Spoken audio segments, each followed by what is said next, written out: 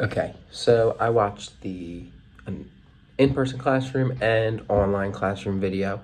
And so first I'm going to start talking about the in-person classroom. And the question is, how did the video demonstrate the InTask standards, which we were talking about, the learning environments one? And I believe that she created a very positive learning environment. Um, it's with how her mood, she seemed to be in a good mood the whole time, even when kids were talking out of turn. She directed at them and then got right back to having the same positive attitude. And it's apparent that her students are perfectly okay with and comfortable with sharing or asking questions, because she's established a routine and established herself as a teacher that they can be confident with. And then how did the second video demonstrate InTest standards?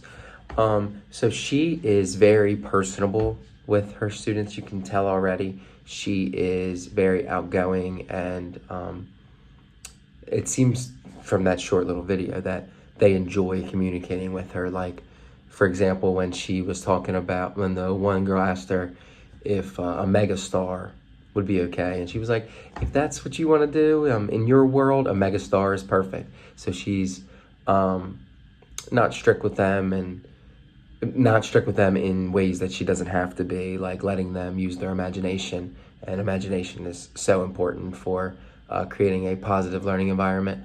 And then I'll go back to the first video, the in-person classroom I forgot to mention.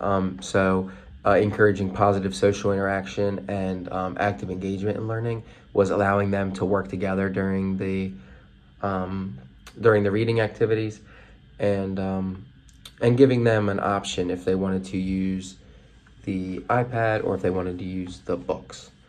All right, and then if I were the teacher, how would I improve this classroom experience? So for the in-person classroom, I believe that it might be a good idea to actually do 10 minutes of everyone reading the books, and then 10 minutes of everyone using the iPad, because I think she's attempting to create a positive learning environment and an active engagement, but it looked like at some points it was like too active to where they weren't actually reading, because one had the iPad, they wanted to see it, the other one had the book, the other one wanted to see that, instead of just giving them the same things to read, if that makes sense.